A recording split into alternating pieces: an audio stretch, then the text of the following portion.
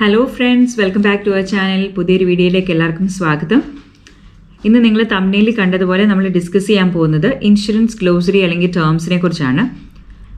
നമുക്ക് എല്ലാവർക്കും അറിയാം, നമ്മൾ മെഡിക്കൽ കോഴ്സസ് ഡിഗ്രീസ് ഒക്കെ ചെയ്യുമ്പോൾ, അതുപോലെ തന്നെ നമ്മൾ മെഡിക്കൽ കോഡിങ്ങിൻ്റെ കോഴ്സ് ചെയ്യുമ്പോഴൊക്കെ നമ്മൾ മെഡിക്കൽ ടെർമിനോളജി എന്നുള്ളൊരു സെഷൻ നമ്മൾ എൻകൗണ്ടർ ചെയ്യാറുണ്ട്, അത് നമ്മൾ പഠിക്കാറുമുണ്ട്. അതുപോലെ തന്നെ ഇപ്പോൾ ഇൻഷുറൻസ് കമ്പനിയിലോ അല്ലെന്നുണ്ടെങ്കിൽ health care like facilities provider സൈഡിലോ നമ്മൾ ഇൻഷുറൻസ് ഡിപ്പാർട്ട്മെൻറ്റിൽ വർക്ക് ചെയ്യാൻ സ്റ്റാർട്ട് ചെയ്യുമ്പോഴത്തേനും നമ്മൾ കുറേ ടേംസ് കം അക്രോസ് ചെയ്യാറുണ്ട്.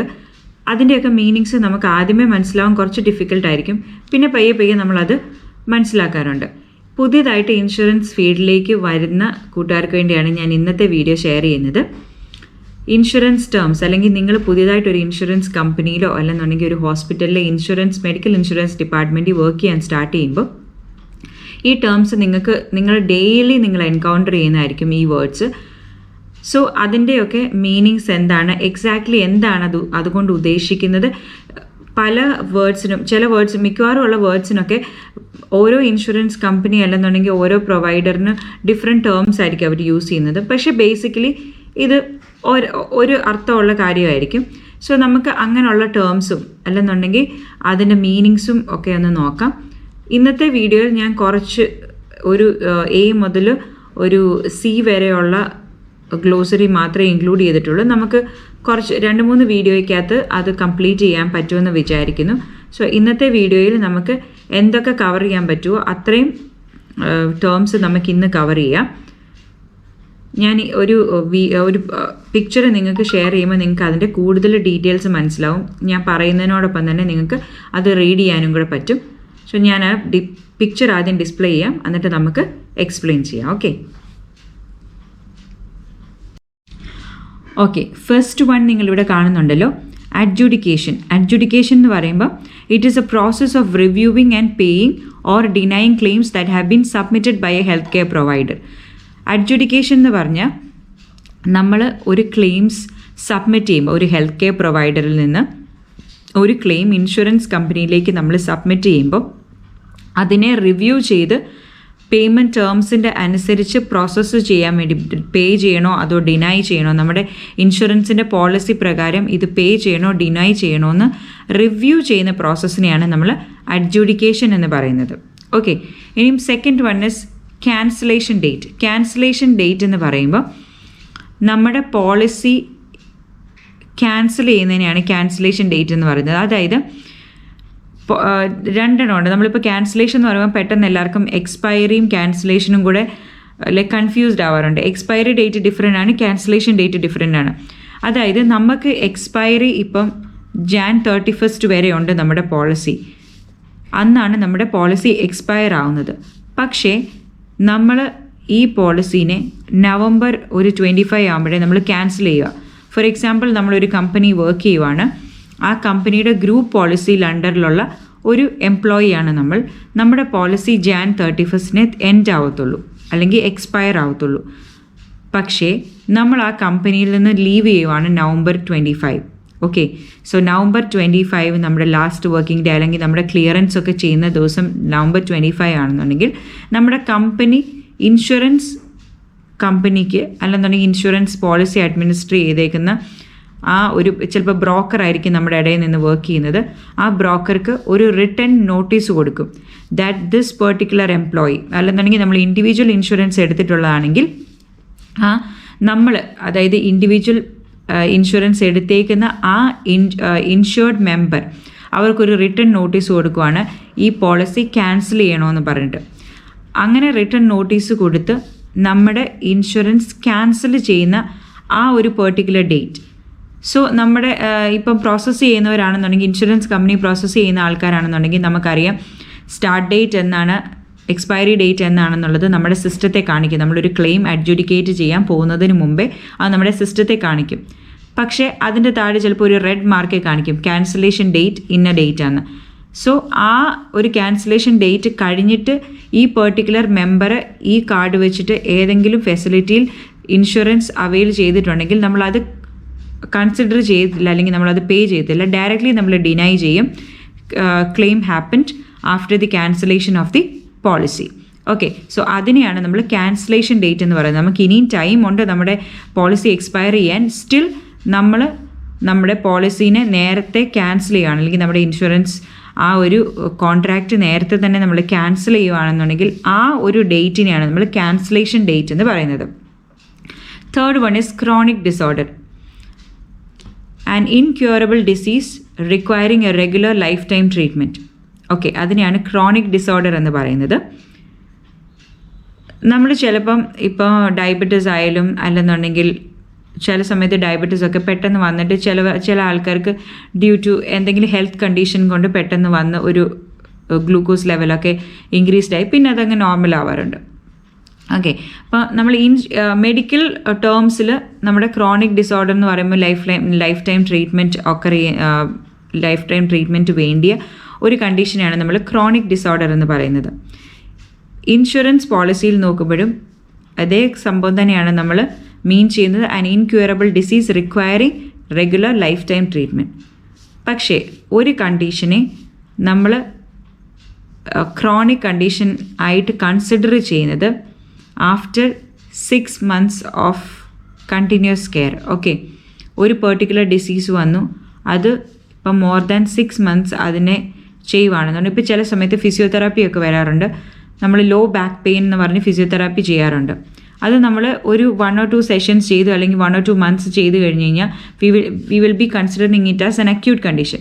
പക്ഷേ ഇത് മോർ ദാൻ 6 months ഈ സെയിം കണ്ടീഷൻ തന്നെ കണ്ടിന്യൂസ് ആയിട്ട് ട്രീറ്റ്മെൻറ്റ് നമ്മൾ എടുക്കുന്നുണ്ടെങ്കിൽ അത് ക്രോണിക് കണ്ടീഷൻ എന്നുള്ള സെഷനിലേക്ക് മാറും.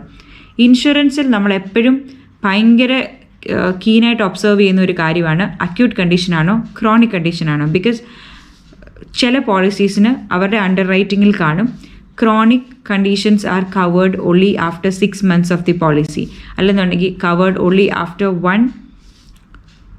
One policy year. അപ്പോൾ ഒരു പോളിസി ഇയർ കഴിഞ്ഞ് മെമ്പർ റിന്യൂ ആക്കിയാൽ മാത്രമേ നമുക്ക് ക്രോണിക് കണ്ടീഷൻസ് കവർ ചെയ്യാൻ പറ്റത്തുള്ളൂ. അല്ലെന്നുണ്ടെങ്കിൽ ആഫ്റ്റർ 6 months ഓഫ് ദി പോളിസി മാത്രമേ നമ്മൾ ഈ ക്രോണിക് കണ്ടീഷൻ കവർ ആക്കത്തുള്ളൂ. സോ അതുകൊണ്ട് തന്നെ നമ്മുടെ ഇൻഷുറൻസ് കമ്പനി എങ്ങനെയാണോ ആ ക്രോണിക് ഡിസോർഡേഴ്സിനെ ഹാൻഡിൽ ചെയ്യുന്നത്, അല്ലെന്നുണ്ടെങ്കിൽ അവരുടെ അഡ്ജുഡിക്കേഷൻ പ്രോസസ്സിൽ എന്താണോ പറഞ്ഞിരിക്കുന്നത് എന്ന് വെച്ച് നോക്കിയിട്ട് വേണം ഇൻഷുറൻസ് കമ്പനിയിൽ വർക്ക് ചെയ്യുന്നവർ ചെയ്യാൻ. എന്ന് പറഞ്ഞതുപോലെ ഓരോ ഇൻഷുറൻസസിലും എങ്ങനെയാണ് അവർ പറയുന്നതെന്ന് അനുസരിച്ച് വേണം നമ്മൾ പ്രൊവൈഡർ സൈഡിലുള്ളവർ ക്ലെയിംസ് സബ്മിറ്റ് ചെയ്യുകയും ചെയ്യാൻ. അതാണ് ക്രോണിക് ഡിസോർഡറിനെ കുറിച്ച് നമ്മൾ മനസ്സിലാക്കേണ്ടത്. Next one is claim. Claim എന്ന് പറയുമ്പോൾ information submitted by a provider by a beneficiary. Okay, provider എന്ന് പറയുമ്പം ഹെൽത്ത് കെയർ ഫെസിലിറ്റി, ബെനിഫിഷ്യറി എന്ന് പറയുമ്പോൾ insured member. Okay, to establish that medical services were provided to the beneficiary within the frame of benefits limit and upon which processing for the payment to the provider or the beneficiary is made. ഇതിനകത്ത് രണ്ടും included ആണ്. Direct billing ആയാലും reimbursement ആയാലും നമ്മുടെ avail ചെയ്ത medical സർവീസസിൻ്റെ detailed ആയിട്ടുള്ള information നമ്മൾ insurance കമ്പനിയിൽ സബ്മിറ്റ് ചെയ്യുവാണ്. Okay, within the benefit selected. നമ്മുടെ ഇൻഷുറൻസ് പോളിസിയുടെ പ്രകാരമുള്ള സെലക്റ്റഡ് ബെനിഫിറ്റ്സിൻ്റെ അനുസരിച്ച് നമ്മൾ അവെയിൽ ചെയ്തേക്കുന്ന മെഡിക്കൽ സർവീസസിൻ്റെ പേയ്മെൻറ്റ് റിസീവ് ചെയ്യാൻ വേണ്ടി നമ്മൾ ആ കംപ്ലീറ്റ് ഇൻഫർമേഷൻ നമ്മുടെ ഇൻഷുറൻസ് കമ്പനിക്ക് സബ്മിറ്റ് ചെയ്യുവാണ്. ആ ഇൻഫർമേഷൻ്റെ ആ ഒരു ഡോക്യുമെൻറ്റിനെയാണ് നമ്മൾ ക്ലെയിം എന്ന് പറയുന്നത്. ഓക്കെ, ഇനി next one is co payment or copay. Co പേയ്മെൻറ്റും കോപ്പേയും സെയിം ആണ്. ഞാൻ ഇന്നലത്തെ വീഡിയോയിൽ പറഞ്ഞായിരുന്നു കോ പേയ്മെൻറ്റ് അല്ലെങ്കിൽ ഡിഡക്റ്റബിളിനെ കുറിച്ച്. കോ പേയ്മെൻറ്റ് അല്ലെങ്കിൽ കോപ്പേ എന്ന് പറയുമ്പം it's a fixed amount for a covered service paid by a patient.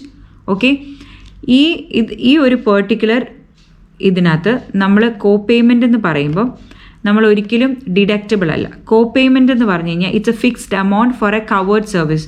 ഈ ഫിക്സ്ഡ് എമൗണ്ട് എന്ന് പറഞ്ഞു കഴിഞ്ഞാൽ നമ്മൾ ആ ഒരു ഫിക്സ്ഡ് പെർസെൻറ്റേജ് ആയിരിക്കും.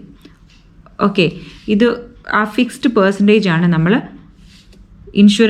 ഇൻഷുറൻസ് കമ്പനിയുടെ നമ്മൾ അവൈൽ ചെയ്യുന്ന മെഡിക്കൽ സർവീസിൻ്റെ അത്രയും പെർസെൻറ്റേജ് മാത്രമേ നമ്മൾ ഇൻഷുറൻസ് കമ്പനിക്ക് സബ്മിറ്റ് ചെയ്തിട്ടുള്ളൂ. ബാക്കി ഉള്ള fixed amount we are going to pay, അല്ലെങ്കിൽ ബെനിഫിഷ്യറി ആയിരിക്കും പേ ചെയ്യേണ്ടത്, അല്ലെങ്കിൽ ഇൻഷുർഡ് മെമ്പർ ആയിരിക്കും പേ ചെയ്യേണ്ടത്. സോ അതിൻ്റെ ഡെഫിനേഷൻ എന്ന് പറയുമ്പോൾ co payment or copay is a fixed amount for a covered service paid by a patient to the provider of service before receiving the service. അപ്പം നമ്മുടെ സർവീസ് റിസീവ് ചെയ്യുന്നതിന് മുമ്പേ തന്നെ നമ്മളൊരു ഹോസ്പിറ്റലിൽ പോവുകയാണെന്നുണ്ടെങ്കിൽ, കൺസൾട്ടേഷൻ ആണെന്നുണ്ടെങ്കിൽ, ബിഫോർ അവൈലിംഗ് ദ കൺസൾട്ടേഷൻ ആ റിസപ്ഷനിൽ നിന്ന് തന്നെ നമ്മളോട് പറയും, okay 20% is your co payment, so you have to pay 80 dirhams അല്ലെന്നുണ്ടെങ്കിൽ 100 dirhams അങ്ങനെ പറയാറുണ്ട്. So, a co-payment is a fixed amount for a covered service paid by a patient to the provider of service before receiving the service. It may be defined in an insurance policy and paid by the insured person each time a medical service is accessed. Okay, ഇതാണ് co-payment. ഇനി നമുക്ക് next പേജിലേക്ക് പോകാം. Okay, next പേജിൽ നമ്മൾ കാണുന്നുണ്ട്, sorry ഞാൻ ഇന്ന് ഈ വരെയുള്ളത് നമുക്ക് ചെയ്യാൻ പറ്റുമേ. ഫസ്റ്റ് വൺ സെക്കൻഡ് പേജിൽ first one day case. Day case എന്ന് പറയുമ്പോൾ ഡേ ടൈം ട്രീറ്റ്മെൻറ്റ്. ഓക്കെ, അതായത് ഒരു 12 hours within 12 hours stay, overnight stay ചെയ്യാതെ within 12 hours stay morning time ചെയ്ത് നമ്മളൊരു പെർട്ടിക്കുലർ ഡിസീസ്, ഒരു കണ്ടീഷന് വേണ്ടി നമ്മൾ ട്രീറ്റ്മെൻറ്റ് എടുക്കുന്ന ആ ഒരു കേസാണ് ഡേ കേസ് എന്ന് പറയുന്നത്. ഇത് ചില ഇൻഷുറൻസ് ഡേ കേസ് എന്ന് പറയാറുണ്ട്, ചിലയിടത്ത് ഇതിനെ ഡേ കെയർ എന്ന് പറയാറുണ്ട്. ഓക്കെ, അൾട്ടിമേറ്റ്ലി ഇത് രണ്ടും സെയിം ആണ്. Sometimes called day care. Same day surgery, medical treatment or diagnostic test including but not restricted to oncology and cardiology related to any non excluded cases not requiring an overnight stay at a hospital but nevertheless necessitating specialized medical attention and care in a hospital before, during and after the treatment. Okay, so ഒരു particular medical treatment, day surgery, diagnostic testing ഇങ്ങനെയുള്ള കാര്യങ്ങൾക്ക് വേണ്ടി ഒരു particular member ഹോസ്പിറ്റലിൽ അഡ്മിറ്റായി overnight stay ഇല്ല, ഈവനിങ്ങിൽ തന്നെ നമ്മൾ discharge ആവുകയാണ്. ആ ഒരു ടൈം ഫ്രെയിമിൽ നമുക്ക് നടക്കുന്ന ട്രീറ്റ്മെൻറ്റ്, ആ ഡയഗ്നോസിസ്, ട്രീറ്റ്മെൻറ്റ് എന്താണ്, അല്ലെങ്കിൽ പ്രൊസീജിയർ എന്താണ് നടന്നത്, അല്ലെങ്കിൽ ഡയഗ്നോസ്റ്റിക് ടെസ്റ്റിംഗ് എന്താണ് നടന്നത്, ഇതിനെ റിലേറ്റ് ചെയ്യുന്ന ഒരു ക്ലെയിംസ്. നമ്മുടെ ക്ലെയിംസ് എപ്പോഴും നമ്മുടെ ഹോസ്പിറ്റലിലെ പോലെ തന്നെ OP, IP ആയിട്ടാണ് ഡിവൈഡ് ചെയ്യുന്നത്. പിന്നെ മൂന്നാമതുള്ളൊരു സെഷനാണ് ഡേ കേസ് അല്ലെന്നുണ്ടെങ്കിൽ ഡേ കെയർ എന്ന് പറയുന്നത്. So this is called day care. നമ്മൾ ഹോസ്പിറ്റലിൻ്റെ അകത്ത് ട്രീറ്റ്മെൻറ്റിന് വേണ്ടി അഡ്മിറ്റ് ആവുന്നു, we will be discharge, overnight stay ഇല്ല, അങ്ങനെ ഡിസ്ചാർജ് ആയിട്ട് നമ്മൾ സബ്മിറ്റ് ചെയ്യുന്ന ക്ലെയിംസിനെയാണ് നമ്മൾ ഡേ കേസ് ആയിട്ട് കൺസിഡർ ചെയ്യുന്നത്. Next one is effective date. Effective date is the day, month and year from which this insurance policy is active. Okay, നമ്മളൊരു പോളിസി എടുത്തു, മേ ബി ഇപ്പോൾ for example 1st of January നമ്മളൊരു policy എടുത്തു, അതിൻ്റെ പേയ്മെൻറ്റ്സും കാര്യങ്ങളും എല്ലാം complete ചെയ്ത് കഴിയുമ്പോൾ may be 3rd or 4th നമ്മുടെ പോളിസി എഫക്റ്റീവ് ആവുന്നു. From that day onwards, our policy is active. അന്ന് മുതൽ നമുക്ക് മെഡിക്കൽ ഇൻഷുറൻസ് സർവീസസ് അവൈൽ ചെയ്യാൻ പറ്റും. Next one is enrolled employee. Enrolled employee എന്ന് പറയുമ്പോൾ policy holder will be A company. നമ്മുടെ കമ്പനി ആയിരിക്കും നമ്മുടെ പോളിസി എടുത്തിരിക്കുന്നത്. ആ പോളിസിയിൽ ആ സമയത്ത് ഏതൊക്കെ എംപ്ലോയീസിനെ അവർ ഇൻക്ലൂഡ് ചെയ്യിക്കുന്നുണ്ടോ ആ എംപ്ലോയീസിനെയാണ് നമ്മൾ എൻറോൾഡ് എംപ്ലോയി എന്ന് പറയുന്നത്. Any employee covered under this insurance policy as A result of the policy holder application. Policy holder എന്ന് പറയുമ്പോൾ നമ്മുടെ കമ്പനി ആയിരിക്കും. And the acceptance of the insurer in conformity with a contractual agreement. ആദ്യം policy holder application submit ചെയ്യണം, അതായത് നമ്മുടെ company application submit ചെയ്യണം. അതിനുശേഷം നമ്മുടെ ഇൻഷുറർ അത് കൺഫേം ചെയ്ത് അതൊരു കോൺട്രാക്ച്വൽ പ്രൊസീജിയറായിട്ട് നമ്മൾ കൺഫേം ചെയ്യുന്നു. അതിനുശേഷം ആ പോളിസിയുടെ അണ്ടർ റൈറ്റിംഗ് അനുസരിച്ച് കാർഡ് ഇഷ്യൂ ചെയ്ത് അതിൻ്റെ മെഡിക്കൽ സർവീസസ് അവൈൽ ചെയ്യാൻ പറ്റുന്ന മെമ്പറിനെയാണ് നമ്മൾ എൻറോൾഡ് എംപ്ലോയി എന്ന് പറയുന്നത്. ഇനി ഇന്നത്തെ ലാസ്റ്റ് ടേം, ഇൻഷുറൻസ് ടേം നമ്മൾ ഡിസ്കസ് ചെയ്യാൻ പോകുന്നത് എക്സ്പയറി ഡേറ്റ്. എക്സ്പയറി ഡേറ്റ് അല്ലെന്നെങ്കിൽ ചില കമ്പനീസിൽ അതിനെ എൻഡ് ഡേറ്റ് എന്നാണ് പറയുന്നത്. The day, month and year on which this insurance policy expires. If suppose January 1st നമ്മുടെ എഫക്റ്റീവ് ഡേറ്റ് എന്നുണ്ടെങ്കിൽ 31st of December ആയിരിക്കും നമ്മുടെ പോളിസി എൻഡ് ഡേറ്റ് അല്ലെന്നുണ്ടെങ്കിൽ എക്സ്പയറി ഡേറ്റ് എന്ന് പറയുന്നത്. സോ നമുക്ക് December 31st വരെ മാത്രമേ നമ്മുടെ ഈ പെർട്ടിക്കുലർ കാർഡ് അല്ലെങ്കിൽ ഈ പെർട്ടിക്കുലർ പോളിസി വെച്ചിട്ട് നമുക്ക് മെഡിക്കൽ സർവീസസ് അവൈൽ ചെയ്യാൻ പറ്റത്തുള്ളൂ. Once it is expired you need to renew. ആ റിന്യൂ ചെയ്യുന്നിടം വരെ നമുക്കത് യൂസ് ചെയ്യാൻ പറ്റത്തില്ല. ചില കമ്പനീസ് അത് റീഇംബേഴ്സ്മെൻറ്റ് കണ്ടിന്യൂസ് റിന്യൂവലൊക്കെ ആണെന്നുണ്ടെങ്കിൽ ഒരു 10 ഡേയ്സ് കഴിഞ്ഞിട്ട് റിന്യൂ ചെയ്തെന്നുണ്ടെങ്കിൽ നമ്മളതിനെ ആ ഒരു ടൈം പീരീഡിൽ പോളിസി റിന്യൂ ചെയ്ത് വരുന്ന അത്രയും ടൈം പീരീഡിൽ നമ്മൾ ഇൻഷുറൻസ് കമ്പനീസ് റീഇംബേഴ്സ്മെൻ്റ് ഒക്കെ കൊടുക്കാറുണ്ട്. അത് നമുക്ക് വേറൊരു വീഡിയോസിനകത്ത് ഡിസ്കസ് ചെയ്യാം. So this is called the expiry date. So നിങ്ങൾക്ക് ഇത്രയും ഇൻഷുറൻസ് ഗ്ലോസറി മനസ്സിലായി കാണുമല്ലോ അല്ലേ? സോ ഇന്ന് നമ്മൾ കുറച്ച് ഇൻഷുറൻസ് ടേംസും ഗ്ലോസറീസും ഒക്കെ നമ്മൾ നോക്കി. നിങ്ങൾക്കത് മനസ്സിലായി എന്ന് വിചാരിക്കുന്നു. എന്തെങ്കിലും ഡൗട്ട്സ് ഉണ്ടെങ്കിൽ എനിക്ക് മെസ്സേജ് അയയ്ക്കുക വാട്സപ്പിലോ, അല്ലെന്നുണ്ടെങ്കിൽ ഞാൻ എൻ്റെ വാട്സപ്പ് നമ്പർ മുന്നേ ഷെയർ ചെയ്തിട്ടുണ്ട്. വാട്സപ്പിലോ അല്ലെന്നുണ്ടെങ്കിൽ നിങ്ങൾക്ക് കമൻസ് കമൻറ്റ് ബോക്സിൽ ഷെയർ ചെയ്യാവുന്നതാണ്. അതുപോലെ തന്നെ പുതിയ ഏതെങ്കിലും വീഡിയോസ് വേണമെന്നുണ്ടെങ്കിൽ നിങ്ങൾക്ക് കമൻറ്റ് ബോക്സിൽ തന്നെ കമൻറ്റ് ചെയ്യുകയാണെന്നുണ്ടെങ്കിൽ എനിക്ക് ആ വീഡിയോസ് പ്രിപ്പയർ ചെയ്ത് നിങ്ങൾക്ക് ഷെയർ ചെയ്യാൻ പറ്റും. സോ ഇത്രയും സപ്പോർട്ട് ചെയ്ത എല്ലാവർക്കും ഒരുപാട് താങ്ക്സ്. വീഡിയോ കണ്ട എല്ലാവരും ലൈക്ക് ചെയ്യുക, ഷെയർ ചെയ്യുക. അതുപോലെ തന്നെ സബ്സ്ക്രൈബ് ചെയ്യാത്ത ആരെങ്കിലും ഉണ്ടെങ്കിൽ സബ്സ്ക്രൈബ് ചെയ്യുക. മെഡിക്കൽ കോഡിംഗ് അല്ലെന്നുണ്ടെങ്കിൽ ഇൻഷുറൻസ് റിലേറ്റഡ് ഫീൽഡ്സ് വർക്ക് ചെയ്യുന്ന നിങ്ങളുടെ ഫ്രണ്ട്സിനൊക്കെ ഈ വീഡിയോസ് ഷെയർ ചെയ്ത് കഴിഞ്ഞാൽ അവർക്ക് കുറച്ച് യൂസ്ഫുൾ ആയിരിക്കും. സോ പുതിയൊരു വീഡിയോയുമായിട്ട് നാളെ വരുന്നിടം വരെ എല്ലാവർക്കും ഒരുപാട് താങ്ക്സ്. Keep supporting. ബൈ.